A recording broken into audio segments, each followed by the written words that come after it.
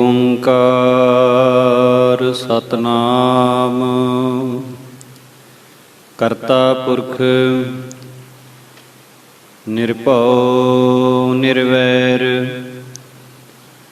ਅਕਾਲ ਮੂਰਤ ਅਜੂਨੀ ਸੈਭੰ ਗੁਰ ਪ੍ਰਸਾਦ ਜਪ ਆਦਿ ਸੱਚ ਜੁਗਾਦ ਸੱਚ ਹੈ ਭੀ ਸੱਚ ਨਾਨਕ ਹੋਸੀ ਭੀ ਸੱਚ। ਪਰਮ ਸਤਿਕਾਰਯੋਗ ਤਖਤ ਚਬਰ ਛਤਰ ਦੇ ਮਾਲਕ ਜੁਗੋ ਜੁਗ ਅਟਲ ਸਤਿਗੁਰੂ ਸਾਹਿਬ ਸ੍ਰੀ ਗੁਰੂ ਗ੍ਰੰਥ ਸਾਹਿਬ ਜੀ ਮਹਾਰਾਜ ਸੱਚੇ ਪਾਤਸ਼ਾਹ ਜੀ, ਗਰੀਬ ਨਵਾਜੀਆਂ ਦੇ ਪਵਿੱਤਰ ਚਰਨਾਂ ਕਮਲਾਂ ਦਾ ਧਿਆਨ ਧਰੋ।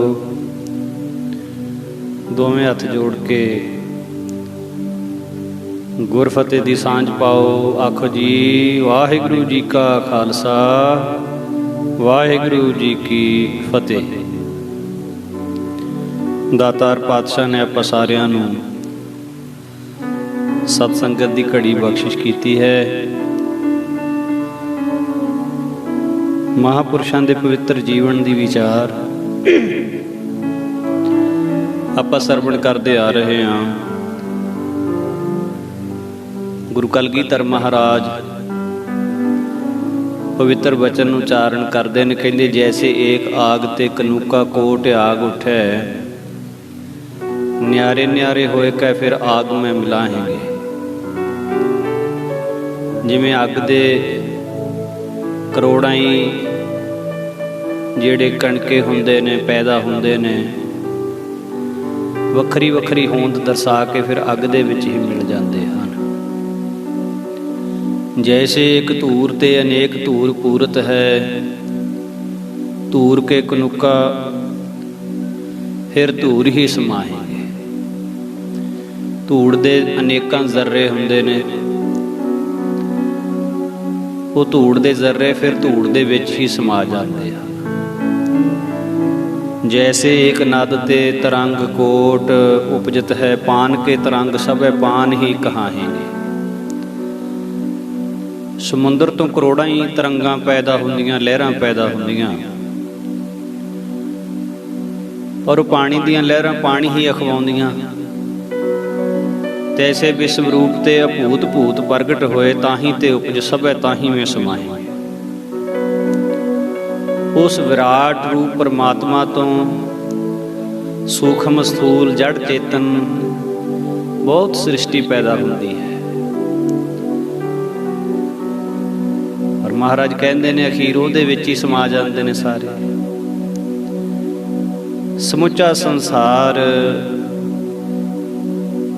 ਚਾਰੇ ਖਾਣੀਆਂ, ਚਾਹੇ ਅੰਡਜ ਹੈ, ਜੇਰਜ ਹੈ, ਸੇਤਜ ਹੈ, ਉਤਪੁਜ ਹੈ, ਇੱਕ ਓੰਕਾਰ ਤੋਂ ਸ੍ਰਿਸ਼ਟੀ ਪੈਦਾ ਹੋਈ ਹੈ। ਇੱਕ ਓੰਕਾਰ ਦਾ ਹੀ ਰੂਪ ਹੈ ਤੇ ਇੱਕ ਓੰਕਾਰ ਦੇ ਵਿੱਚ ਹੀ ਅਖੀਰ ਸਭ ਨੇ ਸਮਾ ਜਾਣਾ ਹੈ। ਸਮੇਂ ਸਮੇਂ ਦੇ ਉੱਤੇ ਸੰਸਾਰੀ ਜੀਵਾਂ ਨੂੰ ਧਰਮ ਦਾ ਮਾਰਗ ਦ੍ਰਿੜ ਕਰਾਉਣ ਵਾਸਤੇ, ਧਰਮ ਦੀ ਸਿੱਖਿਆ ਸਮਝਾਉਣ ਦੇ ਵਾਸਤੇ ਪਰਮੇਸ਼ਰ ਆਪਣੇ ਵੱਖਰੇ ਵੱਖਰੇ ਰੂਪ ਪ੍ਰਗਟ ਕਰਦਾ ਹੈ। ਐਸੇ ਮਹਾਨ ਮਹਾਂਪੁਰਸ਼ਾਂ ਨੂੰ ਸੰਤ ਕਹੋ, ਸਾਧੂ ਕਹੋ, ਬ੍ਰਹਮ ਗਿਆਨੀ ਕਹੋ, ਕਿਸੇ ਵੀ ਸਤਿਕਾਰ ਦੇ ਨਾਮ ਦੇ ਨਾਲ ਯਾਦ ਕਰੋ। ਅਸਲ ਵਿੱਚ ਉਹ ਮਹਾਤਮਾ ਲੋਕ, ਮਹਾਂਪੁਰਖ ਲੋਕ ਸ੍ਰੀ ਅਕਾਲ ਪੁਰਖ ਵਾਹਿਗੁਰੂ ਜੀ ਦਾ ਸੁਨੇਹਾ ਸਮੁੱਚੀ ਲੁਕਾਈ ਨੂੰ ਸਮਝਾਉਣ ਵਾਸਤੇ, ਸੁਣਾਉਣ ਵਾਸਤੇ, ਮਾਲਕ ਦੇ ਰਸਤੇ ਤੇ ਤੋਰਨ ਵਾਸਤੇ ਸਤਿਪੁਰਸ਼ ਸੰਸਾਰ ਤੇ ਆਉਂਦੇ ਨੇ। ਉਹਨਾਂ ਦੇ ਵਿੱਚੋਂ ਹੀ ਪੂਜਨੀਕ ਮਹਾਂਪੁਰਖ ਸੰਤ ਬਾਬਾ ਜਵਾਲਾ ਸਿੰਘ ਜੀ ਸੰਤ ਮਹਾਰਾਜ ਦੇ ਜੀਵਨ ਦੇ ਪ੍ਰਤੀ ਆਪ ਜੀ ਨੇ ਬਹੁਤ ਸਾਖੀਆਂ ਹੁਣ ਤੱਕ ਸੁਣੀਆਂ ਨੇ, ਤੇ ਜੋ ਆਪਾਂ ਹੁਣ ਤੱਕ ਪੜ੍ਹ ਅਤੇ ਸੁਣ ਚੁੱਕੇ ਹਾਂ, ਵਿਚਾਰ ਚੁੱਕੇ ਹਾਂ, ਤੇ ਇੱਕ ਗੱਲ ਪ੍ਰਤੱਖ ਰੂਪ ਦੇ ਵਿੱਚ ਸਾਹਮਣੇ ਆਪਣੇ ਹੈ ਵੀ ਸੰਤ ਬਾਬਾ ਜਵਾਲਾ ਸਿੰਘ ਜੀ ਮਹਾਰਾਜ ਦਾ ਜਿਹੜਾ ਜੀਵਨ ਸੀ ਬਹੁਤ ਤਿਆਗ ਤੇ ਵਿਰਾਗ ਦੇ ਵਿੱਚ ਬੀਤਣ ਵਾਲਾ ਸੀ। ਕਿਸੇ ਚੀਜ਼ ਦੀ ਉਹਨਾਂ ਦੇ ਵਿੱਚ ਪਕੜ ਨਹੀਂ ਸੀ।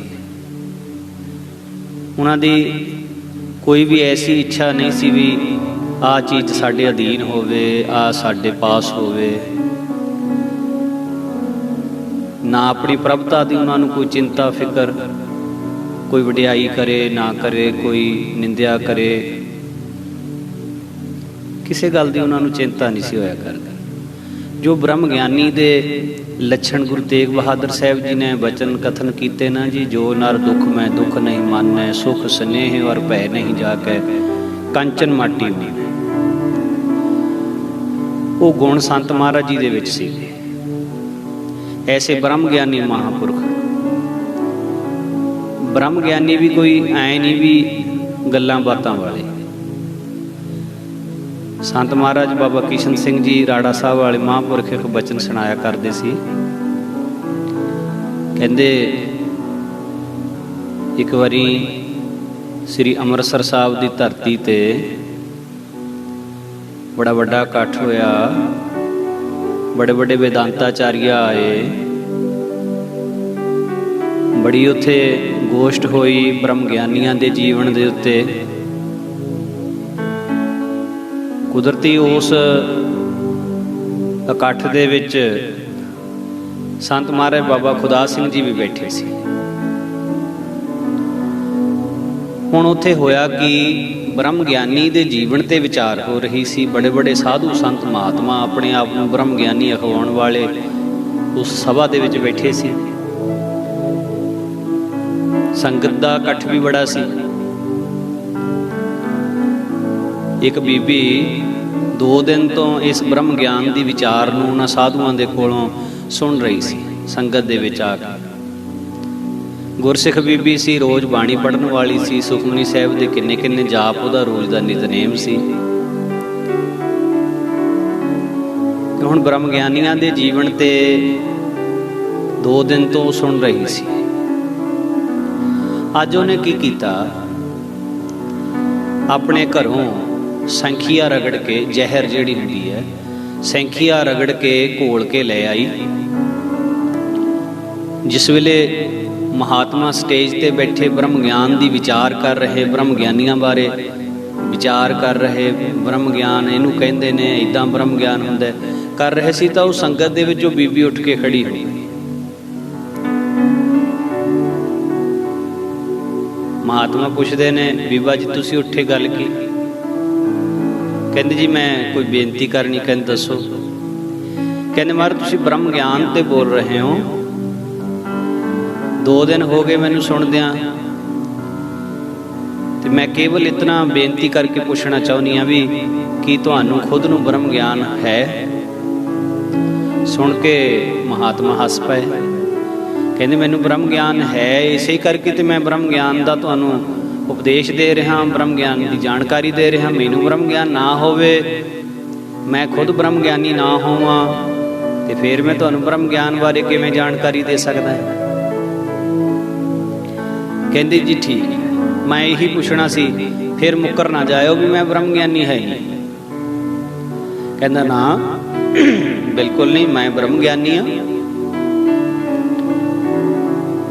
ਕਹਿੰਦੀ ਜੀ ਮੈਂ ਸੁਖਮਨੀ ਸਾਹਿਬ ਪੜ੍ਹਦੀ ਹਾਂ ਰੋਜ਼, ਤੇ ਸੁਖਮਨੀ ਸਾਹਿਬ ਦੇ ਵਿੱਚ ਮਹਾਰਾਜ ਲਿਖਦੇ ਨੇ, ਤੈਸਾ ਅੰਮ੍ਰਿਤ ਤੈਸੀ ਬਿਖ ਖਾਟੀ, ਵੀ ਬ੍ਰਹਮ ਗਿਆਨੀ ਵਾਸਤੇ ਅੰਮ੍ਰਿਤ ਤੇ ਜ਼ਹਿਰ ਇੱਕ ਬਰਾਬਰ ਹੈ। ਕਹਿੰਦਾ ਠੀਕ ਹੈ। ਕਹਿੰਦੀ ਜੀ ਹੁਣ ਆ ਮੈਂ ਜ਼ਹਿਰ ਘੋਲ ਕੇ ਲਿਆਈ ਹੋਈ ਹੈ, ਬਾਟਾ ਭਰਿਆ ਹੋਇਆ ਹੈ, ਇਹ ਤੁਸੀਂ ਪੀਓਗੇ?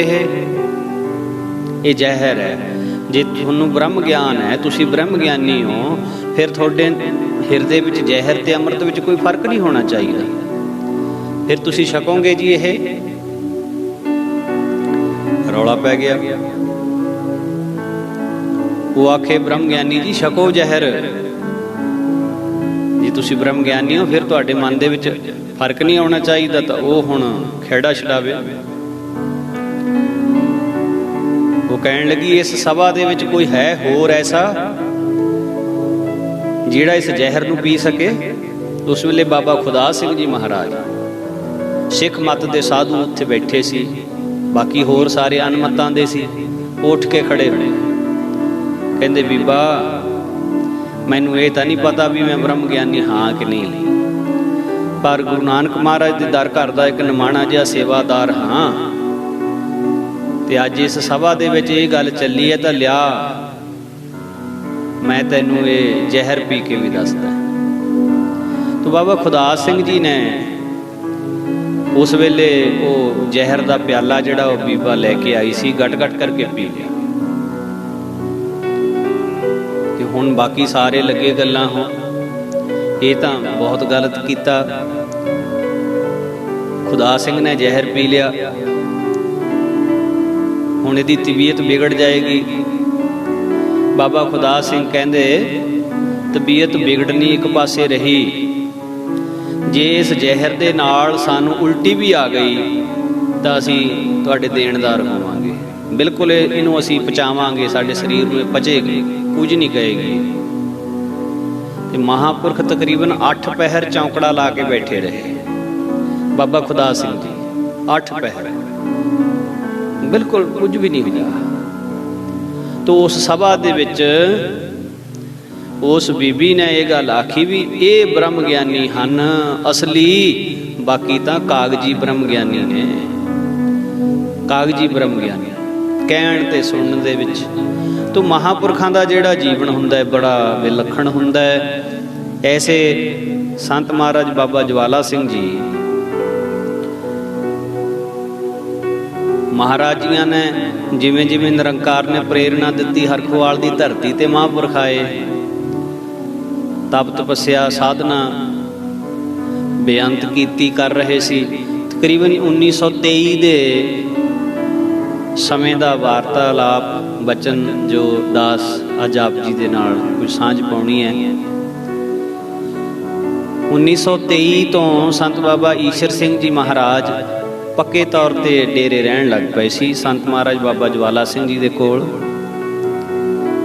ਤੇ ਜਦੋਂ ਤੋਂ ਬਾਬਾ ਈਸ਼ਰ ਸਿੰਘ ਜੀ ਮਹਾਰਾਜ ਡੇਰੇ ਪੱਕੇ ਤੌਰ ਤੇ ਆਏ ਸੀ, ਉਹ ਉਦੋਂ ਤੋਂ ਹੀ ਬਾਬਾ ਜਵਾਲਾ ਸਿੰਘ ਜੀ ਨੂੰ ਕਹਿੰਦੇ ਸੀ ਰੱਬ ਜੀ ਆਪਾਂ ਪੱਕਾ ਗੁਰਦੁਆਰਾ ਬਣਾਈਏ, ਕਿਉਂਕਿ ਉਦੋਂ ਪਹਿਲਾਂ ਛੰਨਾਂ ਬਣੀਆਂ ਹੋਈਆਂ ਸੀ, ਦਰਬਾਰ ਵੀ ਸੀ ਜਿਹੜਾ ਮਹਾਰਾਜ ਦਾ ਸਰੂਪ ਵੀ ਛੰਨ ਦੇ ਵਿੱਚ ਹੀ ਪ੍ਰਕਾਸ਼ ਸੀ, ਪੱਕਾ ਸਥਾਨ ਨਹੀਂ ਸੀ ਬਣਿਆ।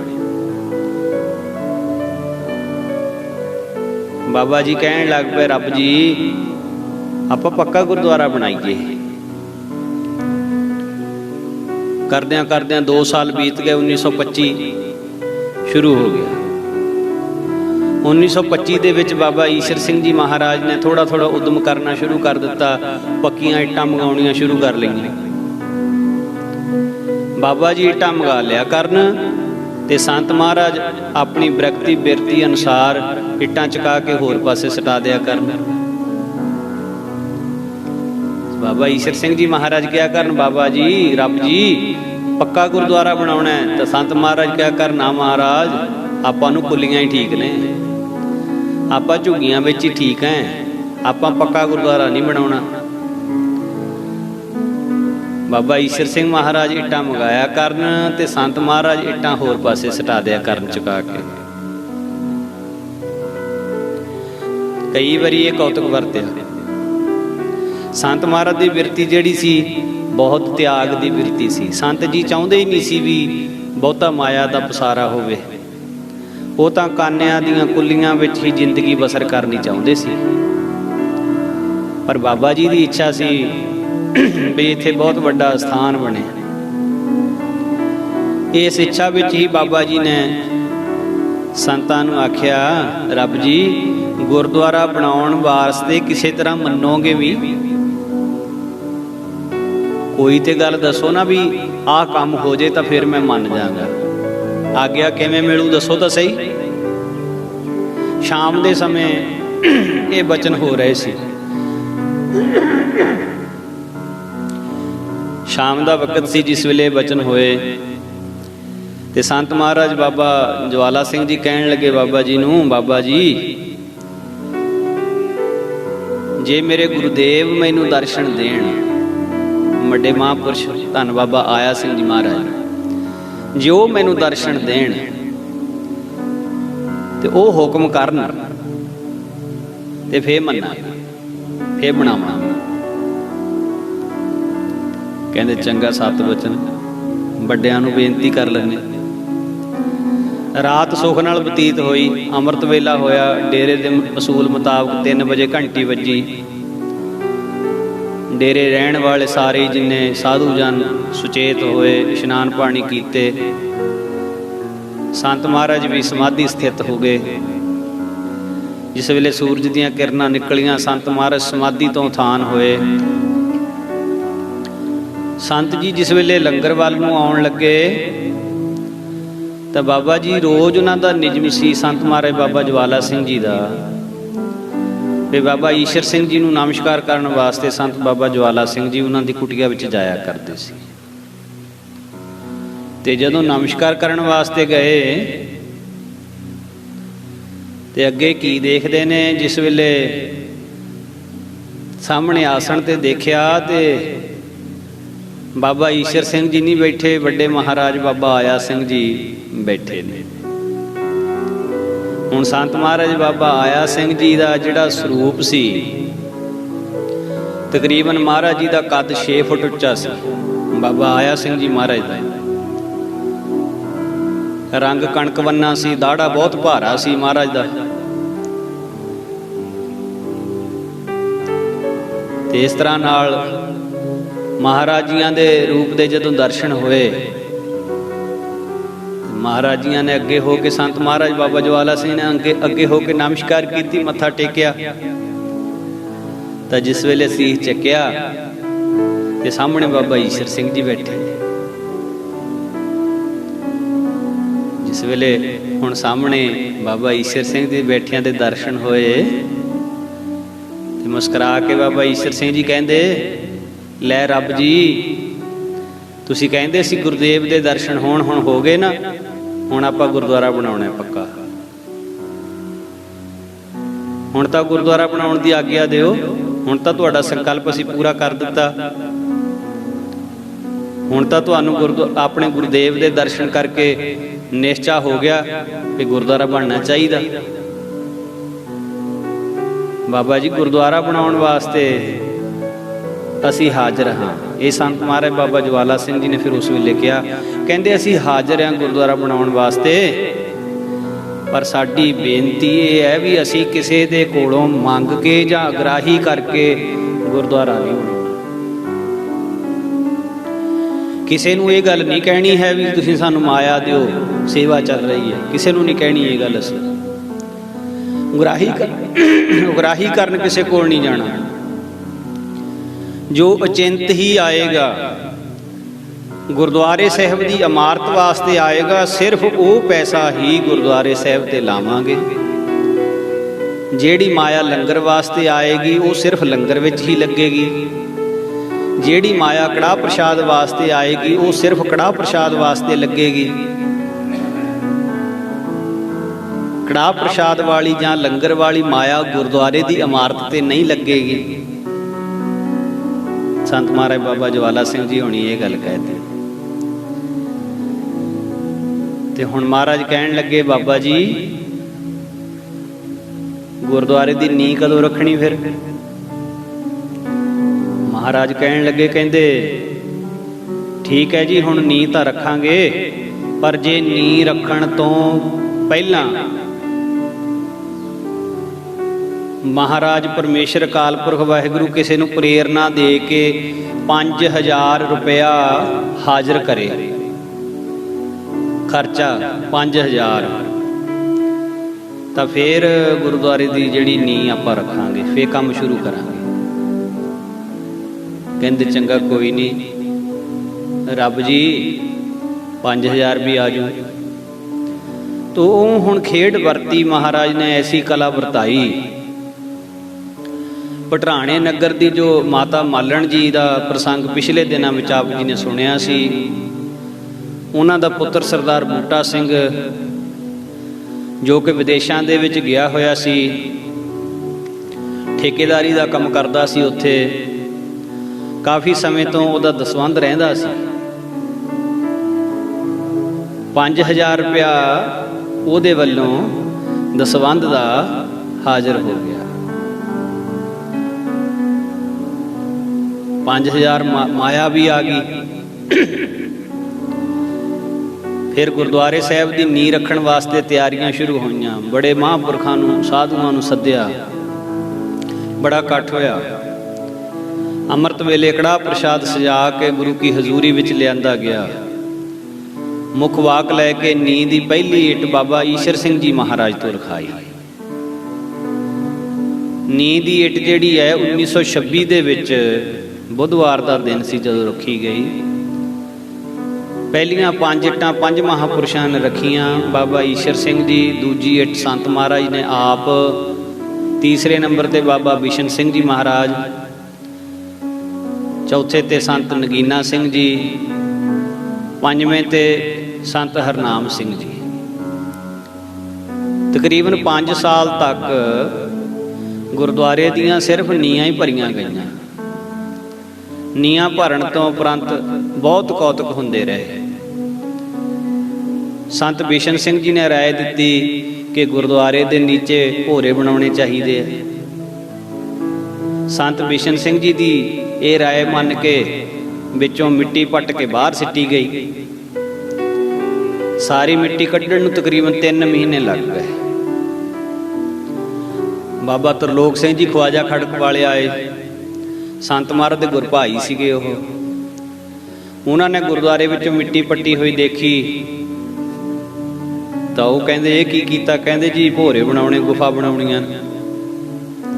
ਕਹਿੰਦੇ ਬਿਲਕੁਲ ਨਹੀਂ ਬਣਾਉਣੀਆਂ, ਭੋਰੇ ਨਹੀਂ ਬਣਾਉਣੇ ਹੈ। ਬਾਬਾ ਜੀ ਦਾ ਬਚਨ ਮੰਨ ਕੇ ਫਿਰ ਮਹਾਂਪੁਰਖਾਂ ਨੇ ਫਿਰ ਮਿੱਟੀ ਪਵਾਈ। ਫਿਰ ਸਮਾਂ ਲੱਗਿਆ ਮਿੱਟੀ ਪੈਣ ਨੂੰ। ਖਵਾਜਾ ਖੜਕ ਵਾਲੇ ਸੰਤ ਚਲੇ ਗਏ। ਥੋੜੇ ਦਿਨਾਂ ਬਾਅਦ ਸੰਤ ਬਿਸ਼ਨ ਸਿੰਘ ਜੀ ਆ ਗਏ।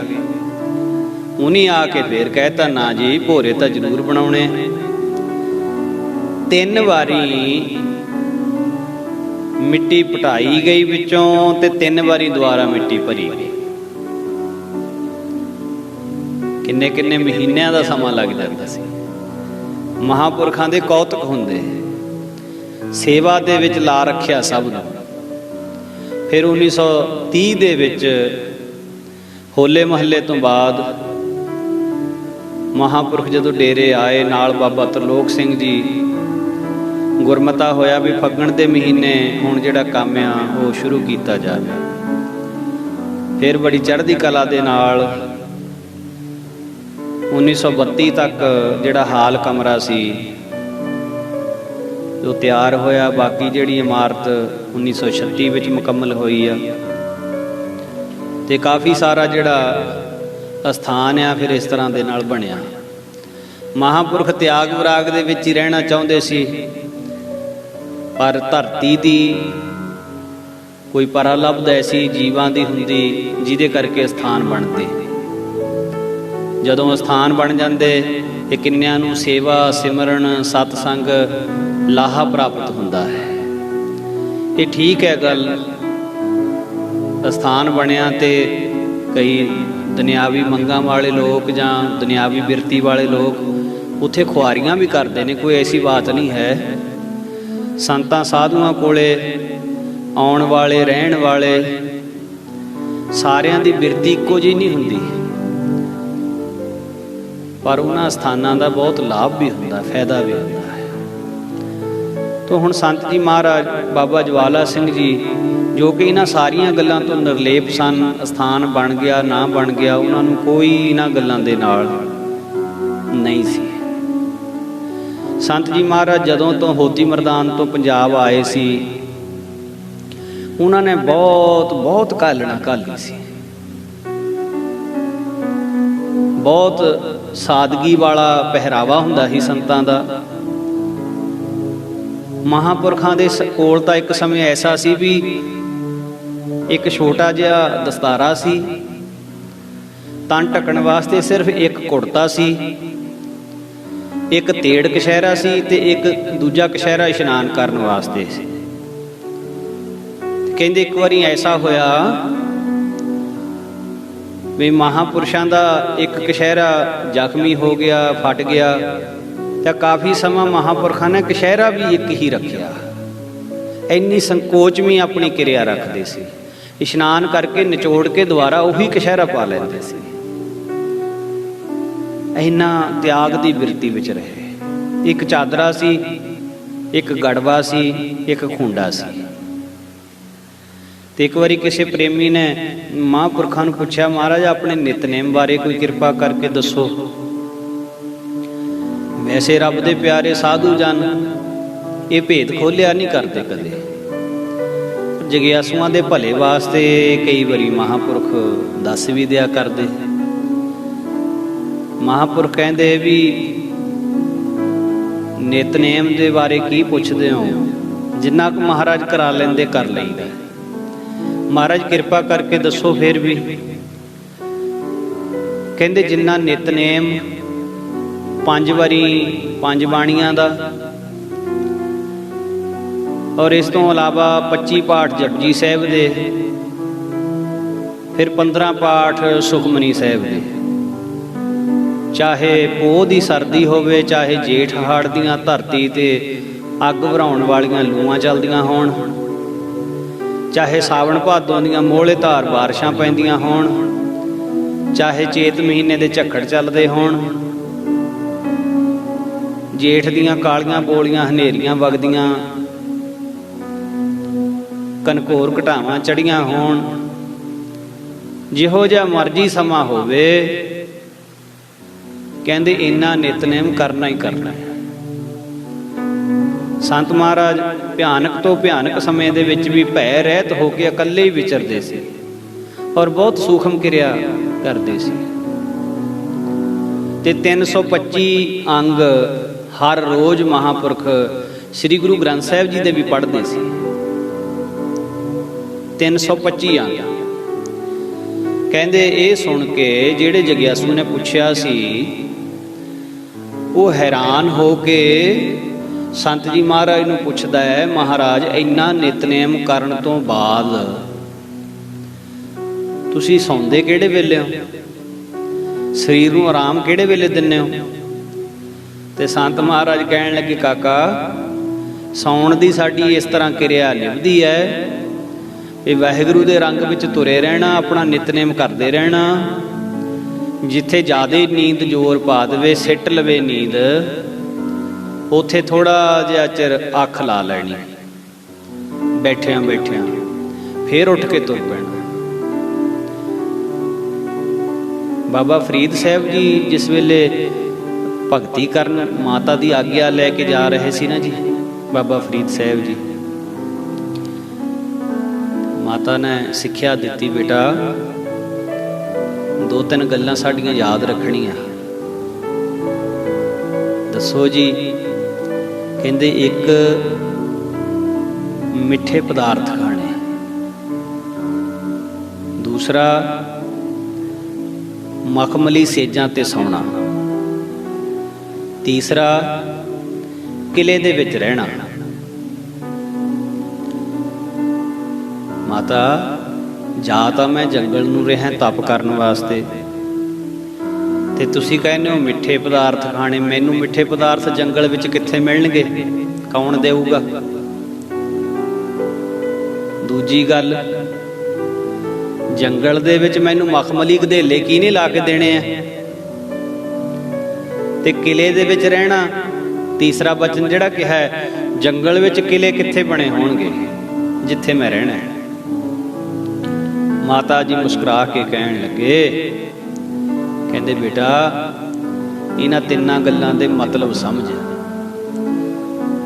ਜਿਹੜਾ ਬੰਦਾ ਰੱਜਿਆ ਹੋਵੇ, ਭੁੱਖ ਨਾ ਹੋਵੇ ਜਿਸ ਨੂੰ, ਉਹਦੇ ਅੱਗੇ ਜਿੰਨੇ ਮਰਜ਼ੀ ਵਧੀਆ ਤੋਂ ਵਧੀਆ ਪਕਵਾਨ ਰੱਖ ਦੋ, ਉਹਦੇ ਮੂਹਰੇ ਜਿੰਨੇ ਮਰਜ਼ੀ ਵਧੀਆ ਤੋਂ ਵਧੀਆ ਪਦਾਰਥ ਛਕਣ ਵਾਲੇ ਰੱਖ ਦਿਓ, ਉਹ ਨਖਰੇ ਕਰੇਗਾ, ਉਹ ਨੁਕਸ ਕੱਢੇਗਾ ਉਹਦੇ ਵਿੱਚ। ਪਰ ਜਿਹਨੂੰ ਅੱਤ ਦੀ ਭੁੱਖ ਲੱਗੀ ਹੋਵੇ ਉਹਦੇ ਅੱਗੇ ਸੁੱਕੀ ਰੋਟੀ ਵੀ ਰੱਖ ਦਿਓ, ਉਹ ਵੀ ਖੁਸ਼ ਹੋ ਕੇ ਖਾ ਲਏਗਾ, ਕਿਉਂਕਿ ਉਹਨੂੰ ਭੁੱਖ ਲੱਗੀ ਹੋਈ ਹੈ, ਭੁੱਖ ਲੱਗੀ ਹੋਈ ਹੈ। ਬਾਬਾ ਜੀ ਨੂੰ ਮਾਤਾ ਜੀ ਕਹਿਣ ਲੱਗੇ, ਛਕਣਾ ਉਦੋਂ ਐ ਜਦੋਂ ਅੱਤ ਦੀ ਭੁੱਖ ਲੱਗੀ ਹੋਵੇ, ਬਸ ਖਾਣ ਵੱਲੇ ਹੀ ਨਹੀਂ ਧਿਆਨ ਰੱਖਣਾ। ਜਿੰਨਾ ਜ਼ਿਆਦਾ ਛਕ ਲਈਏ ਓਨੀ ਜ਼ਿਆਦੇ ਆਲਸ ਪੈਂਦੀ, ਨੀਂਦ ਆਉਂਦੀ ਹੈ। ਗੁਰਮਤਿ ਦਾ ਜਿਹੜਾ ਮਾਰਗ ਹੈ ਇਹਦੇ ਵਿੱਚ ਖਾਣਾ ਪੀਣਾ ਤਿਆਗਣ ਦੀ ਗੱਲ ਨਹੀਂ ਕਰੀ ਮਹਾਰਾਜ ਨੇ। ਜਿਹੜੇ ਵਰਤ ਆਦਿਕ ਰੱਖਦੇ ਨਾ, ਲੋਕ ਵਰਤ ਰੱਖਦੇ ਆ, ਵੈਸੇ ਵੈਦਾਂ ਦੇ ਅਨੁਸਾਰ ਹਫ਼ਤੇ ਵਿੱਚ 10 ਦਿਨਾਂ ਬਾਅਦ ਇੱਕ ਦਿਨ ਤੁਸੀਂ ਭੁੱਖੇ ਰਹਿ ਲਓ, ਉਹਦੇ ਨਾਲ ਸਰੀਰ ਦੀ ਅੰਦਰਲੀ ਮਸ਼ੀਨਰੀ ਨੂੰ ਸਾਹ ਆ ਜਾਂਦਾ ਹੈ, ਸਰੀਰ ਤੰਦਰੁਸਤ ਰਹਿੰਦਾ ਹੈ। ਉਹ ਗੱਲ ਵੱਖਰੀ ਹੈ ਸਰੀਰਕ ਤੰਦਰੁਸਤੀ ਵਾਸਤੇ। ਪਰ ਜੇ ਕਹੋ ਕੋਈ ਵੀ ਵਰਤ ਰੱਖ ਕੇ ਫਲਾਨੀ ਗੱਲ ਹੋ ਜਾਏਗੀ, ਉਹ ਫਲ ਮਿਲ ਜਾਏਗਾ, ਤਾਂ ਮਹਾਰਾਜ ਨੇ ਬਾਣੀ ਵਿੱਚ ਲਿਖਿਆ ਹੈ ਵੀ ਜਿਹੜੇ ਵਰਤ ਰੱਖਦੇ ਨੇ, ਛੋਡੇ ਅੰਨ ਕਰੇ ਪਖੰਡ, ਨਾ ਸੁਹਾਗਣ ਨਾ ਉਹ ਰੰਡ, ਐਸਾ ਬਚਨ ਗੁਰਬਾਣੀ ਚ ਆਉਂਦਾ ਹੈ। ਤੇ ਪਰ ਦਸਮ ਪਾਤਸ਼ਾਹ ਮਹਾਰਾਜ ਜੀਆਂ ਨੇ ਬਚਨ ਕਰਿਆ, ਅਲਪ ਆਹਾਰ ਸੁਲਪ ਸੀ ਨਿੰਦਰਾ। ਥੋੜਾ ਖਾ, ਲੋੜ ਮੁਤਾਬਕ ਖਾ, ਭੁੱਖ ਰੱਖ ਕੇ ਖਾ। ਤੇ ਜਦੋਂ ਤੂੰ ਲੋੜ ਮੁਤਾਬਕ ਖਾਏਗਾ, ਥੋੜਾ ਛਕੇਗਾ, ਤੇਰੀ ਪਾਚਨ ਕਿਰਿਆ ਸਹੀ ਰਹੇਗੀ, ਸਰੀਰ ਸਵਸਥ ਰਹੇਗਾ ਤੇਰਾ, ਨੀਂਦ ਵੀ ਠੀਕ ਆਏਗੀ। ਹੁਣ ਇਹ ਸਾਰੀਆਂ ਚੀਜ਼ਾਂ ਨੇ ਜਿਹੜੀਆਂ ਅਲਪ ਆਹਾਰ ਸੁਲਪ ਸੀ ਨਿੰਦਰਾ, ਸਰੀਰ ਦੇ ਫਾਇਦੇ ਵਿੱਚ ਨੇ।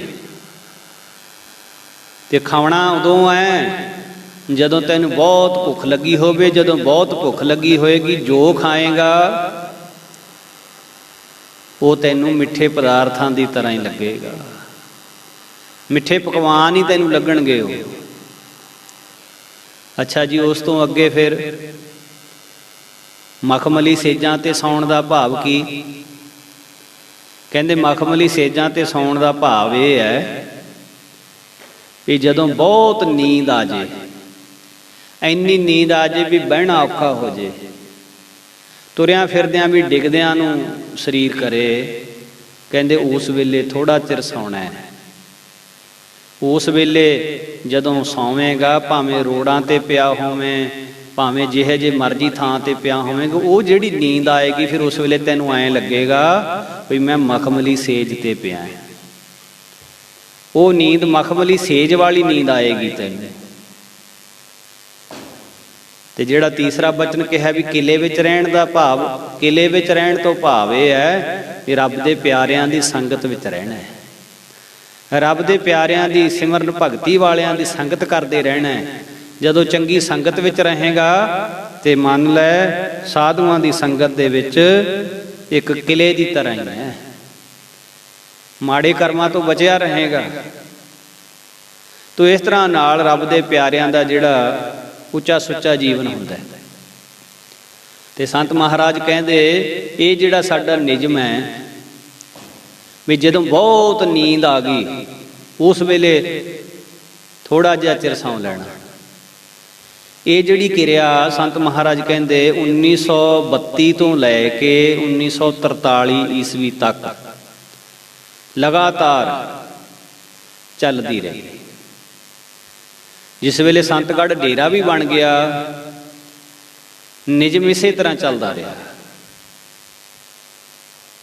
ਨਿਯਮ ਦੇ ਵਿੱਚ ਫਰਕ ਨਹੀਂ ਪੈਣ ਦਿੱਤਾ।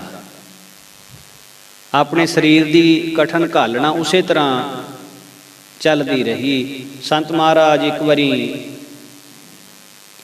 ਆਪਣੇ ਸਰੀਰ ਦੀ ਪਰਖ ਕਰ ਰਹੇ। ਪਰਖ ਕੈਸੇ ਕੀਤੀ ਵੀ ਜਿਸ ਵੇਲੇ ਬ੍ਰਹਮ ਗਿਆਨੀ ਦੀ ਅਸ਼ਟਪਦੀ ਦੇ ਮਹਾਰਾਜ ਅਰਥ ਸੁਣਿਆ ਕਰਦੇ ਤੇ ਦੇਖਦੇ ਵੀ ਮਹਾਰਾਜ ਗੁਰੂ ਅਰਜਨ ਸਾਹਿਬ ਜੀ ਨੇ ਲਿਖਿਆ ਹੈ ਵੀ ਬ੍ਰਹਮ ਗਿਆਨੀ ਲਈ ਦੁੱਖ ਸੁੱਖ ਇੱਕ ਸਮਾਨ ਹੁੰਦਾ ਹੈ। ਸਰੀਰ ਦੀ ਤਕਲੀਫ ਬ੍ਰਹਮ ਗਿਆਨੀ ਵਾਸਤੇ ਕੋਈ ਵੱਡੀ ਚੀਜ਼ ਨਹੀਂ ਹੁੰਦੀ। ਇੱਕ ਵਾਰੀ ਆਪ ਦੀ ਪਰਖ ਵਾਸਤੇ ਮਹਾਂਪੁਰਖਾਂ ਨੇ ਇੱਕ ਮਗਦਾ ਹੋਇਆ ਕੋਲਾ ਆਪਣੀ ਛਾਤੀ ਤੇ ਰੱਖ ਲਿਆ। ਨੇੜੇ ਕੋਈ ਨਹੀਂ ਸੀ। ਮਗਦਾ ਹੋਇਆ ਕੋਲਾ ਜਿਸ ਵੇਲੇ ਸੰਤ ਮਹਾਰਾਜ ਨੇ ਆਪਣੀ ਛਾਤੀ ਤੇ ਰੱਖ ਲਿਆ ਤੇ ਮਹਾਂਪੁਰਖਾਂ ਦੇ ਸਰੀਰ ਦਾ ਮਾਸ ਸੜਨ ਦੀ ਜਿਸ ਵੇਲੇ ਗੰਧ ਦੂਰ ਤੱਕ ਸਿੰਘਾਂ ਨੂੰ ਆਈ ਤੇ ਭੱਜ ਕੇ ਗਏ, ਦੇਖਿਆ ਵੀ ਸੰਤ ਮਹਾਰਾਜ ਆਪਣੀ ਆਨੰਦ ਦੀ ਬਿਰਤੀ ਦੇ ਵਿੱਚ ਮਸਤ ਹੋਏ ਵਿਦੇਹੀ ਰਾਜੇ ਜਨਕ ਦੇ ਵਾਂਗ ਅਚਲ ਅਟਲ ਨਿਰਹਿਲ ਉਸੇ ਤਰ੍ਹਾਂ ਪਏ। ਸਿੱਖ ਨੇ, ਸੇਵਾਦਾਰ ਨੇ ਬੜੀ ਛੇਤੀ ਦੇ ਨਾਲ ਉਦਮ ਕਰਕੇ ਇੱਕਦਮ ਸੰਤਾਂ ਦੀ ਛਾਤੀ ਤੋਂ ਮਗਦਾ ਹੋਇਆ ਕੋਲਾ ਚੱਕਿਆ, ਜਿਹਦੇ ਨਾਲ ਬਹੁਤ ਚੰਗਾ ਜ਼ਖਮ ਹੋ ਚੁੱਕਾ ਸੀ ਮਹਾਂਪੁਰਸ਼ਾਂ ਦੇ। ਬੇਨਤੀ ਕੀਤੀ, ਮਹਾਰਾਜ ਦੀਨ ਦਿਆਲ ਜੀ ਇਹ ਕੀ ਕੀਤਾ? ਤਾਂ ਸੰਤ ਹੱਸ ਕੇ ਕਹਿੰਦੇ, ਅਸੀਂ ਆਪਣੇ ਆਪ ਨੂੰ ਪਰਖ ਰਹੇ ਸੀ ਵੀ ਇਹ ਸਰੀਰ ਅਜੇ ਦੁੱਖ ਸੁੱਖ ਵਿੱਚ ਹੀ ਫਸਿਆ ਹੋਇਆ ਹੈ ਜਾਂ ਕੋਈ ਫਰਕ ਪਿਆ ਹੈ ਮਾੜਾ ਮੋਟਾ, ਕੋਈ ਫਰਕ ਪਿਆ ਹੈ। ਆਪਣੇ ਆਪ ਨੂੰ ਦੇਖਣਾ ਚਾਹੁੰਦੇ ਸੀ ਵੀ ਸਾਰੇ ਬ੍ਰਹਮ ਗਿਆਨੀ ਸਾਨੂੰ ਕਹੀ ਜਾਂਦੇ ਐ। ਜੇ ਅਸੀਂ ਆਪਣੇ ਆਪ ਨੂੰ ਦੇਖਦੇ ਸੀ ਵੀ ਕੋਈ ਫਰਕ ਵੀ ਹੈ ਕਿ ਬਿਰਤੀ ਦੁੱਖ ਸੁੱਖ ਦੇ ਵਿੱਚ ਹੀ ਫਸੀ ਹੋਈ ਹੈ। ਪਰ ਕਹਿੰਦੇ ਹੁਣ ਗੁਰੂ ਕਿਰਪਾ ਸਦਕਾ ਸਾਨੂੰ ਨਿਸ਼ਚਾ ਹੋ ਗਿਆ ਵੀ ਹੁਣ ਸਾਡੀ ਜਿਹੜੀ ਬਿਰਤੀ ਹੈ, ਸਾਡਾ ਜਿਹੜਾ ਆਤਮ ਤੱਤ ਹੈ, ਉਹ ਇਹਨਾਂ ਦੁੱਖਾਂ ਤੋਂ ਉੱਪਰ ਚਲਿਆ ਗਿਆ। ਹੁਣ ਸਾਨੂੰ ਸਰੀਰ ਦੀ ਕੋਈ ਪਰਵਾਹ ਨਹੀਂ ਹੈ, ਸਰੀਰ ਦੀ ਹੁਣ ਸਾਨੂੰ ਕੋਈ ਫਿਕਰ ਨਹੀਂ ਹੈ। ਇਹ ਸਾਰੀਆਂ ਗੱਲਾਂ ਹੁਣ ਅਗਾਂਹ ਚਲੀਆਂ ਗਈਆਂ ਨੇ।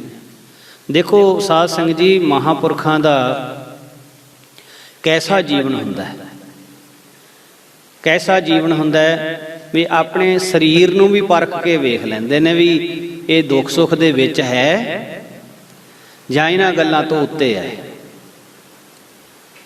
1930 ਸੰਮਤ ਵਿਸਾਖੀ ਦਾ ਸਮਾਂ, ਸਾਰੇ ਦੇਸ਼ ਦੇ ਪ੍ਰੇਮੀ ਸਿਦਕਵਾਨ ਸ਼ਰਧਾਵਾਨ ਦਮਦਮੇ ਸਾਹਿਬ ਵਿਸਾਖੀ ਦੇ ਦਰਸ਼ਨ ਦਿਦਾਰੇ ਕਰਨ ਹਿੱਤ ਹੁਮ-ਹੁਮਾ ਕੇ ਪਹੁੰਚੇ। ਮਾਲਵੇ ਦੇਸ਼ ਦੇ ਮਹਾਂਪੁਰਸ਼ ਦੂਰੋਂ ਦੂਰੋਂ ਇਕੱਠੇ ਹੋਏ। ਸੰਤ ਮਹਾਰਾਜ ਵੀ ਹਰ ਸਾਲ ਜਾਂਦੇ ਹੁੰਦੇ ਸੀ। ਦਰਸ਼ਨ ਮੇਲੇ ਕਰਕੇ ਗੁਰਦੁਆਰਾ ਜੰਡ ਸਾਹਿਬ ਮਹਾਂਪੁਰਸ਼ਾਂ ਨੇ ਆਸਣ ਲਾਏ। ਇੱਕ ਤੂਤ ਜਿਸ ਦੀ ਬੜੀ ਗਾੜੀ ਸੰਘਣੀ ਛਾਂ ਸੀ, ਮਹਾਂਪੁਰਖ ਉਹਦੇ ਥੱਲੇ ਆਪਣਾ ਆਸਣ ਲਾ ਕੇ ਬੈਠ ਗਏ। ਨੀਚੇ ਘਾਹ ਫੂਸ ਦਾ ਆਸਣ ਵਿਛਾ ਲਿਆ। ਹੋਰ ਸਾਰੇ ਸਾਧੂਆਂ ਨੇ ਵੀ ਦਰਖਤਾਂ ਦੇ ਨੀਚੇ ਆਪੋ ਆਪਣੇ ਆਸਣ ਲਾ ਲਏ। ਸੇਵਾਦਾਰਾਂ ਨੂੰ ਲੰਗਰ ਤਿਆਰ ਕਰਨ ਦਾ ਹੁਕਮ ਕਰ ਦਿੱਤਾ। ਸੇਵਾਦਾਰ ਗੁਰੂ ਕਾ ਲੰਗਰ ਤਿਆਰ ਕਰਨ ਲੱਗ ਪਏ। ਰਹਿਰਾਸ ਸਾਹਿਬ ਦੇ ਸਮੇਂ ਸੰਤਾਂ ਦੀ ਹਜ਼ੂਰੀ ਦੇ ਵਿੱਚ ਸਾਰਿਆਂ ਨੇ ਇਕੱਠੇ ਹੋ ਕੇ ਰਹਿਰਾਸ ਸਾਹਿਬ ਦਾ ਪਾਠ ਕੀਤਾ। ਉਪਰੰਤ ਆਰਤੀ ਕੀਰਤਨ ਹੋਇਆ। ਦੀਵਾਨ ਦੀ ਸਮਾਪਤੀ ਦਾ ਅਰਦਾਸਾ ਹੋਇਆ। ਲੰਗਰ ਵਰਤਣਾ ਸ਼ੁਰੂ ਹੋਇਆ। ਤਕਰੀਬਨ 10-11 ਵਜੇ ਤੱਕ ਲੰਗਰ ਵਰਤਦਾ ਰਿਹਾ। 2 ਲਾਂਗਰੀ ਬਾਬਾ ਜੋਧ ਸਿੰਘ ਤੇ ਸੰਤ ਜੱਗਾ ਸਿੰਘ ਇਹ ਲੰਗਰ ਸਥਾਨ ਵਿੱਚ ਬਿਰਾਜ ਗਏ ਤਾਂ ਕਿ ਭੋਜਨ ਦਾ ਕੋਈ ਵੀ ਚਾਹਵਾਨ ਆਵੇ ਤਾਂ ਨਿਰਾਸ਼ਾ ਨਾ ਮੁੜ ਕੇ ਜਾਵੇ। ਭੋਜਨ ਦੀ ਇੱਛਾ ਵਾਲੇ ਨੂੰ ਭੋਜਨ ਦਿੱਤਾ ਜਾਵੇ। ਸਾਰਿਆਂ ਤੋਂ ਬਾਅਦ ਸੰਤਾਂ ਨੇ ਭੋਜਨ ਛਕਿਆ ਤੇ ਮਹਾਂਪੁਰਖ ਬਿਰਾਜ ਗਏ। ਅੰਮ੍ਰਿਤ ਵੇਲਾ ਹੋਇਆ। ਸੰਤਾਂ ਸਮੇਤ ਸਾਰੀਆਂ ਸੰਗਤਾਂ ਉੱਠੀਆਂ। ਦਾਤਣ ਕੁਰਲੇ ਇਸ਼ਨਾਨ ਕੀਤੇ। ਨਿਤਨੇਮ ਸਿਮਰਨ ਦੇ ਵਿੱਚ ਸਾਰੇ ਜੁੜ ਕੇ ਬਹਿ ਗਏ। ਸੰਤ ਮਹਾਰਾਜ ਜੀ ਅਚਲ ਸਮਾਧੀ ਦੇ ਵਿੱਚ ਸਤ ਚਿੱਤ ਆਨੰਦ ਦਾ ਜੋ ਸਰੂਪ ਅਕਾਲ ਪੁਰਖ, ਉਸ ਆਨੰਦ ਦੇ ਵਿੱਚ ਜੁੜ ਕੇ ਅਡੋਲ ਅਵਸਥਾ ਦੇ ਵਿੱਚ ਆਸਣ ਸਜਾ ਕੇ ਬੈਠ ਗਏ। ਜਿਸ ਵੇਲੇ ਸੂਰਜ ਨਿਕਲਿਆ, ਸੂਰਜ ਦੀਆਂ ਕਿਰਨਾਂ ਮਹਾਂਪੁਰਸ਼ਾਂ ਦੇ ਸਰੀਰ ਤੇ ਪਈਆਂ ਤੇ ਸੰਤ ਮਹਾਰਾਜ ਨੇ ਫੇਰ ਨੇਤਰ ਖੋਲੇ। ਸਾਰੇ ਸੇਵਾਦਾਰਾਂ ਵੱਲ ਕਿਰਪਾ ਦ੍ਰਿਸ਼ਟੀ ਨਾਲ ਤੱਕਿਆ। ਸਾਰੇ ਸੇਵਾਦਾਰ ਸੰਤਾਂ ਦੀ ਕਿਰਪਾ ਅਨੁਸਾਰ ਫੇਰ ਆਪੋ ਆਪਣੀ ਸੇਵਾ ਦੇ ਵਿੱਚ ਲੱਗ ਗਏ। ਹੁਣ ਸੰਤਾਂ ਨੇ ਆਵਾਜ਼ ਦੇ ਕੇ ਪੁੱਛਿਆ, ਕਹਿੰਦੇ ਜੋਧ ਸਿੰਘ, ਲੰਗਰ ਵਿੱਚ ਕੀ ਕੁਛ ਤਿਆਰ ਹੈ? ਤਾਂ ਬਾਬਾ ਜੋਧ ਸਿੰਘ ਨੇ ਹਜੂਰ ਦੇ ਕੋਲ ਜਾ ਕੇ ਕਿਹਾ, ਬੇਨਤੀ ਕਰੀ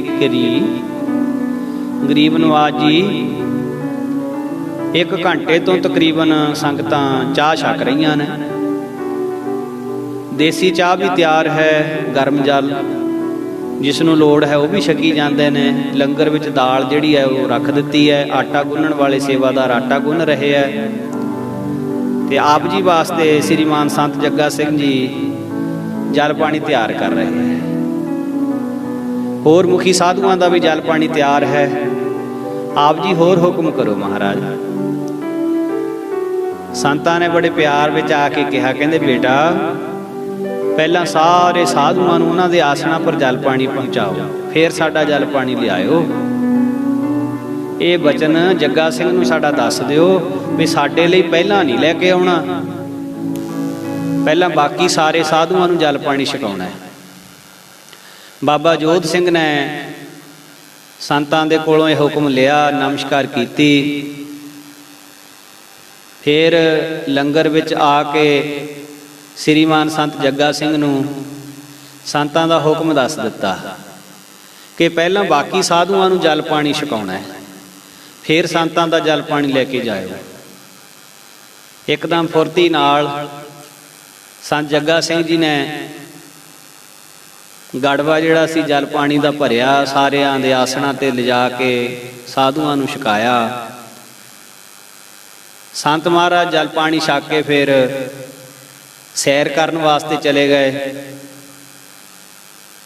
ਜਿਨ੍ਹਾਂ ਸਾਧੂਆਂ ਦੀ ਸੇਵਾਦਾਰ ਸੇਵਾ ਵਾਸਤੇ ਲੰਗਰ ਵਿੱਚ ਲੱਗ ਗਏ, ਤਕਰੀਬਨ 10 ਵਜੇ ਤੱਕ ਮਹਾਰਾਜ ਜੀ ਬਾਹਰ ਸੈਰ ਕਰਦੇ ਰਹੇ।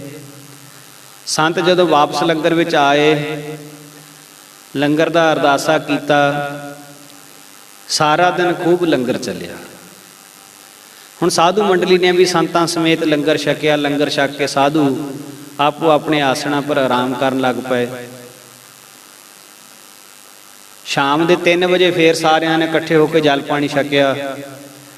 ਇੰਨੇ ਨੂੰ ਬਾਬਾ ਚੰਦਾ ਸਿੰਘ ਜੀ ਤੇ ਬਾਬਾ ਨੰਦ ਸਿੰਘ ਜੀ ਦਾ ਸੱਦਾ ਆ ਗਿਆ ਕਿ ਜੰਡਸਰ ਕੱਟੂ ਵਾਲੇ ਬੁੰਗੇ ਬਾਬਾ ਦਲੀਪ ਸਿੰਘ ਜੀ, ਬਾਬਾ ਪ੍ਰਦੁਮਨ ਸਿੰਘ ਜੀ, ਸੰਤ ਮਹਾਰਾਜ,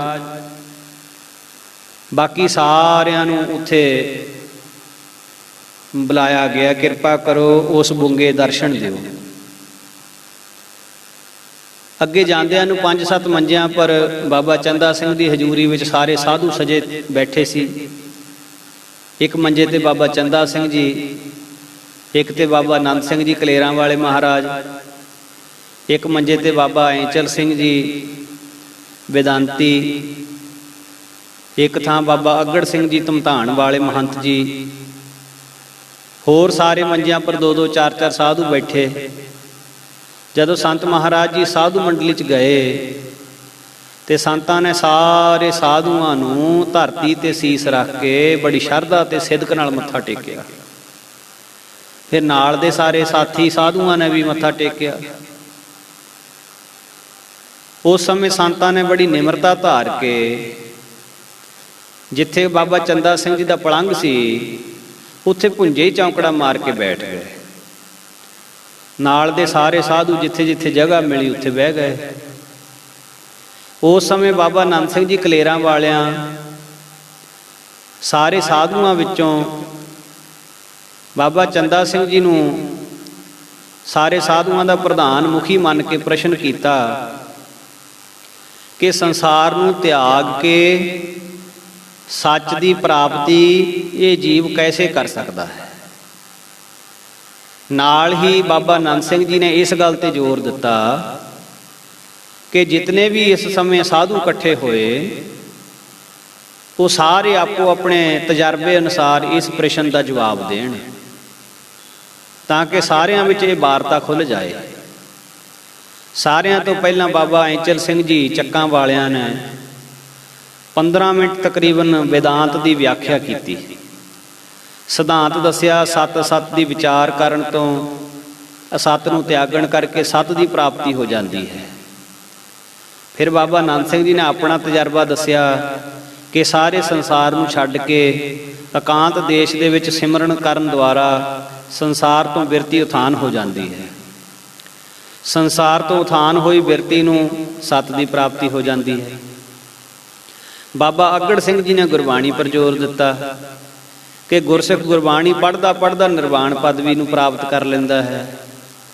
ਹੋਰ ਵੀ ਇੱਕ ਦੋ ਮਹਾਂਪੁਰਸ਼ਾਂ ਨੇ ਆਪਣੇ ਆਪਣੇ ਖਿਆਲ ਦਿੱਤੇ। ਹੁਣ ਸਾਰੇ ਚੁੱਪ ਕਰ ਗਏ। ਸਾਰਿਆਂ ਦੇ ਖਿਆਲ ਵਿੱਚ ਆਇਆ ਕਿ ਹੁਣ ਬਾਬਾ ਚੰਦਾ ਸਿੰਘ ਜੀ ਇਸ ਬਾਬਤ ਕੋਈ ਬਚਨ ਕਰਨ ਤਾਂ ਕਿ ਸਾਰਿਆਂ ਨੂੰ ਪੱਕਾ ਨਿਸ਼ਚਾ ਹੋ ਜਾਏ। ਇਤਨੇ ਨੂੰ ਇੱਕ ਸੰਤ ਨੇ ਆਖਿਆ ਕਿ ਮਹਾਂਪੁਰਸ਼ੋ, ਅਜੇ ਤੱਕ ਸੰਤ ਜਵਾਲਾ ਸਿੰਘ ਜੀ ਹਰਖੋ ਵਾਲੀਏ ਨਹੀਂ ਕੁਝ ਵੀ ਬੋਲੇ, ਨੀਵੀਂ ਪਾ ਕੇ ਬੈਠੇ ਆ। ਬਾਬਾ ਚੰਦਾ ਸਿੰਘ ਜੀ ਆਖਣ ਲੱਗੇ, ਕਿੱਥੇ ਬੈਠੇ ਆ?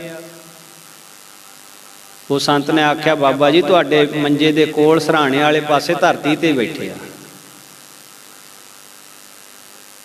ਸੰਤਾਂ ਨੂੰ ਧਰਤੀ ਤੋਂ ਉਠਾ ਕੇ ਬਾਬਾ ਚੰਦਾ ਸਿੰਘ ਜੀ ਨੇ ਆਪਣੇ ਪਾਸ ਬਿਠਾਇਆ।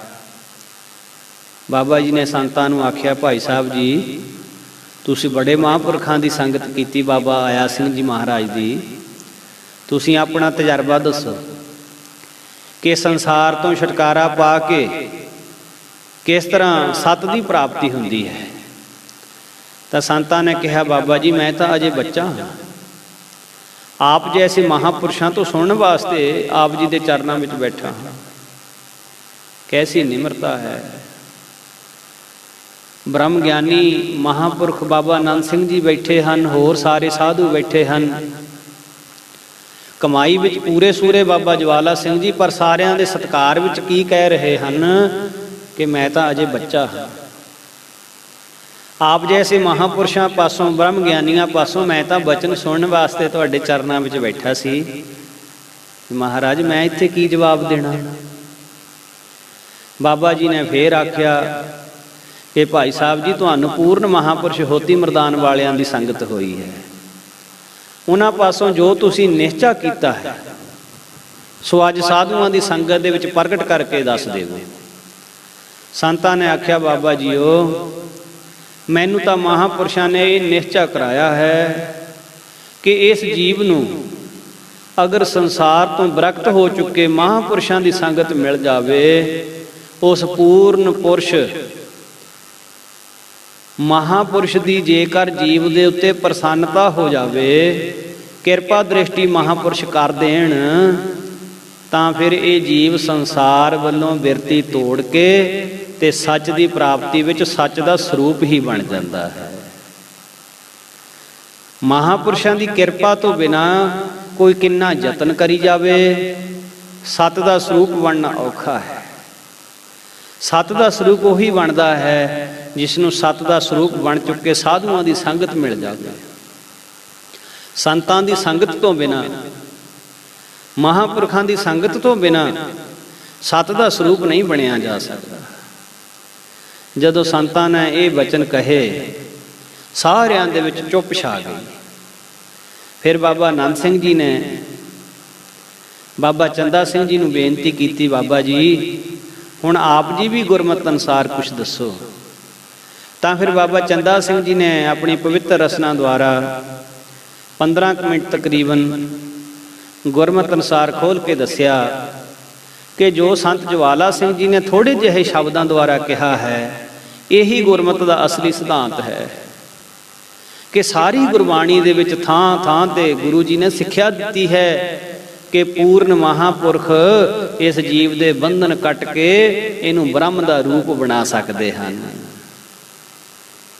ਮੂਲ ਮੰਤਰ ਦਾ ਵੱਡਾ ਸਿਧਾਂਤ ਹੈ ਇੱਕ ਓੰਕਾਰ ਸਤਨਾਮ ਕਰਤਾ ਪੁਰਖ ਨਿਰਭਉ ਨਿਰਵੈਰ ਅਕਾਲ ਮੂਰਤ ਅਜੂਨੀ ਸੈਭੰ ਗੁਰ ਪ੍ਰਸਾਦ। ਗੁਰ ਪ੍ਰਸਾਦ ਗੁਰੂ ਦੀ ਕਿਰਪਾ, ਕਿਰਪਾ ਤੋਂ ਬਿਨਾਂ ਕੋਈ ਗੱਲ ਨਹੀਂ ਹੋ ਸਕਦੀ। ਬਖਸ਼ਿਸ਼ ਤੋਂ ਬਿਨਾਂ ਕਿਸੇ ਅਵਸਥਾ ਨੂੰ ਪ੍ਰਾਪਤ ਨਹੀਂ ਕੀਤਾ ਜਾ ਸਕਦਾ। ਪੂਰਨ ਪੁਰਖਾਂ ਦੀ ਸੰਗਤ ਜੀਵਨ ਦੇ ਵਿੱਚ ਮਿਲ ਜਾਣੀ ਅਤ ਜ਼ਰੂਰੀ ਹੈ।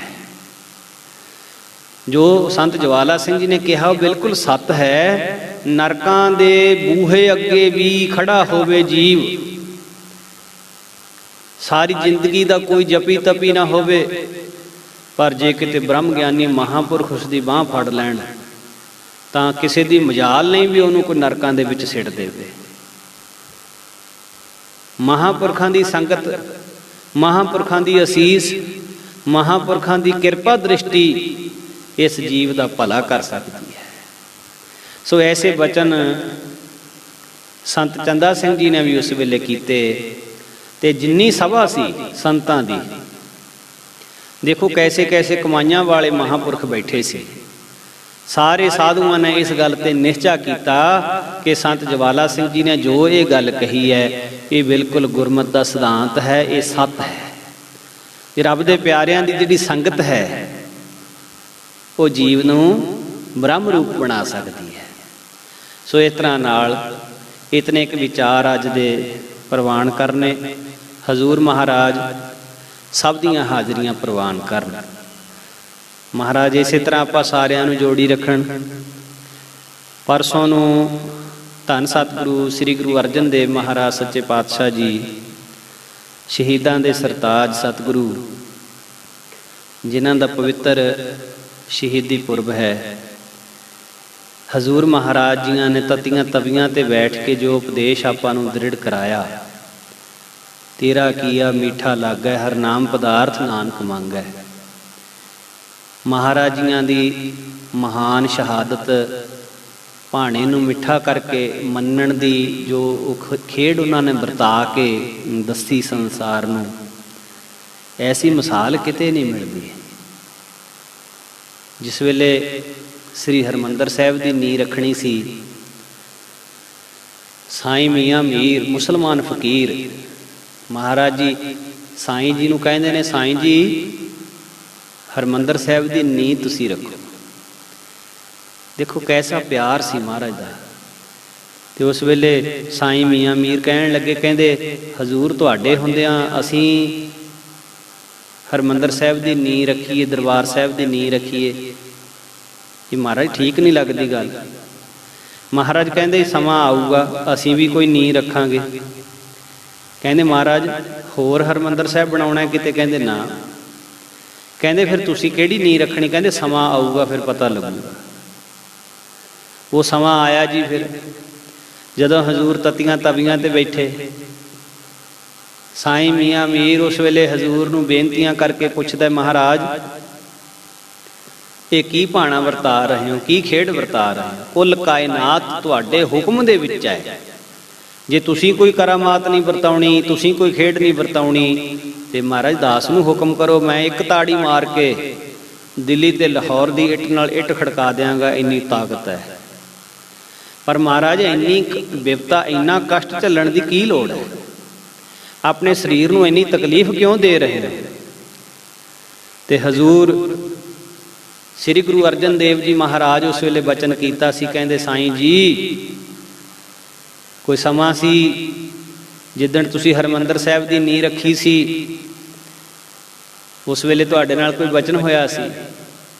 ਕਹਿੰਦੇ ਮਹਾਰਾਜ ਉਸ ਸਮੇਂ ਨੂੰ ਮੈਂ ਕਿਵੇਂ ਭੁੱਲ ਸਕਦਾ? ਹਜ਼ੂਰ ਨੂੰ ਉਸ ਵੇਲੇ ਮੈਂ ਕਿਹਾ ਸੀ ਮਹਾਰਾਜ ਤੁਸੀਂ ਨੀਂਹ ਰੱਖੋ, ਪਰ ਹਜ਼ੂਰ ਨੇ ਉਸ ਵੇਲੇ ਬਚਨ ਕੀਤਾ ਸੀ ਕਿ ਅੱਜ ਤੁਸੀਂ ਨੀਂਹ ਰੱਖੋ, ਸਮਾਂ ਆਏਗਾ ਅਸੀਂ ਵੀ ਨੀਂਹ ਰੱਖਾਂਗੇ। ਮਹਾਰਾਜ ਕਹਿੰਦੇ ਬਸ ਅੱਜ ਉਹ ਸਮਾਂ ਹੈ। ਮਹਾਰਾਜ ਤਤੀ ਤਵੀ ਤੇ ਬੈਠ ਕੇ ਕਿਹੜੀ ਨੀਂਹ ਰੱਖ ਰਹੇ ਹੋ? ਮਹਾਰਾਜ ਕਹਿੰਦੇ ਅਸੀਂ ਤਤੀ ਤਵੀ ਤੇ ਬੈਠ ਕੇ ਕੁਰਬਾਨੀਆਂ ਦੀ, ਸ਼ਹੀਦੀਆਂ ਦੀ ਨੀਂਹ ਰੱਖ ਰਹੇ ਹਾਂ। ਉਹ ਮਹਾਨ ਨੀਂਹ ਗੁਰੂ ਅਰਜਨ ਦੇਵ ਸੱਚੇ ਪਾਤਸ਼ਾਹ ਨੇ ਕੁਰਬਾਨੀਆਂ ਦੀ, ਸ਼ਹਾਦਤਾਂ ਦੀ ਨੀਂਹ ਤਤੀ ਤਵੀ ਤੇ ਬੈਠ ਕੇ ਪਹਿਲਾਂ ਆਪ ਕੁਰਬਾਨੀ ਕੀਤੀ ਤੇ ਸਿੱਖਾਂ ਨੂੰ ਕੁਰਬਾਨੀ ਕਰਨ ਦੀ ਜਾਚ ਦੱਸੀ। ਮਹਾਰਾਜ ਕਹਿੰਦੇ ਜਿਹੜੇ ਧਰਮ ਦੇ ਮੰਨਣ ਵਾਲੇ ਧਰਮ ਤੋਂ ਆਪਾ ਵਾਰਨ ਦੀ ਕਲਾ ਸਿੱਖ ਲੈਂਦੇ ਨੇ, ਉਹ ਧਰਮ ਕਦੇ ਦੁਨੀਆ ਤੋਂ ਮਿਟਦੇ ਨਹੀਂ, ਖਤਮ ਨਹੀਂ ਹੁੰਦੇ। ਤੇ ਐਸੇ ਸਤਿਗੁਰਾਂ ਦਾ ਪਰਸੋਂ ਨੂੰ 26 ਤਰੀਕ ਸ਼ਹਾਦਤ ਦਾ ਦਿਹਾੜਾ ਹੈ। ਤੇ ਸਾਡੀ ਸਾਰੀ ਸੰਗਤ ਨੂੰ, ਜਿੰਨੇ ਵੀ ਆਪ ਜੀ ਸੁਣ ਰਹੇ ਹੋ, ਸਾਰਿਆਂ ਦੇ ਚਰਨਾਂ 'ਚ ਨਿਮਰਤਾ ਸਹਿਤ ਬੇਨਤੀ ਹੈ ਕਿ ਆਪ ਜੀ ਸਾਰੇ ਵੱਧ ਤੋਂ ਵੱਧ ਬਾਣੀ ਪੜ੍ਹਨ ਵਾਲੇ ਹੋ, ਇਸ ਵਿੱਚ ਕੋਈ ਸ਼ੱਕ ਨਹੀਂ। ਆਪ ਜੀ ਬਹੁਤ ਨੇਮੀ ਪ੍ਰੇਮੀ ਹੋ, ਪਰ ਪਰਸੋਂ ਨੂੰ ਵਿਸ਼ੇਸ਼ ਤੌਰ ਤੇ ਜਿੰਨਾ ਵੀ ਹੋ ਸਕੇ ਵੱਧ ਤੋਂ ਵੱਧ ਸਿਮਰਨ ਕਰਨਾ ਹੈ, ਵੱਧ ਤੋਂ ਵੱਧ ਬਾਣੀ ਪੜ੍ਹਨੀ ਹੈ, ਜਪਜੀ ਸਾਹਿਬ, ਚੌਪਈ ਸਾਹਿਬ, ਸੁਖਮਨੀ ਸਾਹਿਬ, ਮੂਲ ਮੰਤਰ, ਗੁਰ ਮੰਤਰ, ਜੋ ਵੀ ਕਰ ਸਕੋ। ਪਰਸੋਂ ਨੂੰ ਵਿਸ਼ੇਸ਼ ਤੌਰ ਤੇ ਔਰ ਸ੍ਰੀ ਗੁਰੂ ਅਰਜਨ ਦੇਵ ਮਹਾਰਾਜ ਜੀ ਦੀ ਪਵਿੱਤਰ ਯਾਦ ਦੇ ਵਿੱਚ ਮਹਾਰਾਜ ਜੀਆਂ ਨੂੰ ਯਾਦ ਕਰਦਿਆਂ ਹੋਇਆਂ, ਹਜ਼ੂਰ ਦੇ ਉਸ ਸਾਕੇ ਨੂੰ ਅਨੁਭਵ ਕਰਦਿਆਂ ਹੋਇਆਂ ਬਾਣੀ ਪੜ੍ਹਨੀ ਹੈ। ਜ਼ਰੂਰ ਆਪਣੇ ਸਮੇਂ ਨੂੰ ਸਫਲਾ ਕਰਨਾ ਜੀ। ਆਓ ਹੋਈਆਂ ਬੇਅੰਤ ਭੁੱਲਾਂ ਦੀ ਮੁਆਫੀ ਬਖਸ਼ਣੀ। ਇਸੇ ਤਰ੍ਹਾਂ ਫੇਰ ਆਉਣ ਵਾਲੇ ਦਿਨਾਂ ਦੇ ਵਿੱਚ ਵੀ ਆਪਾਂ ਜੁੜੇ ਰਹੀਏ। ਮਹਾਂਪੁਰਸ਼ਾਂ ਦਾ ਪਵਿੱਤਰ ਜੀਵਨ ਜਿਵੇਂ ਜਿਵੇਂ ਹਜ਼ੂਰ ਕਿਰਪਾ ਕਰਦੇ ਨੇ ਆਪਾਂ ਸਰਵਣ ਕਰੀਏ ਤੇ ਲਾਹਾ ਲਈਏ। ਇਤਨੀ ਕੁ ਹਾਜ਼ਰੀ, ਇਤਨਾ ਕੁ ਸਮਾਂ ਪ੍ਰਵਾਨ ਕਰਿਓ। ਆਓ ਥੋੜ੍ਹੇ ਜਿਹੇ ਮਿੰਟ ਰਹਿੰਦੇ ਨੇ, ਵਾਹਿਗੁਰੂ ਗੁਰੂ ਮੰਤਰ ਦਾ ਸਿਮਰਨ ਕਰੀਏ ਤੇ ਫਿਰ ਫਤਿਹ ਬੁਲਾਈਏ। ਵਾਹਿਗੁਰੂ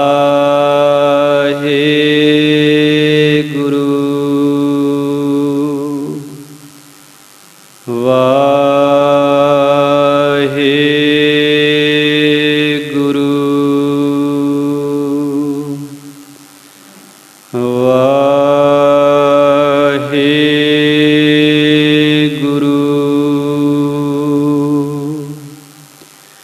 ਵਾਹਿਗੁਰੂ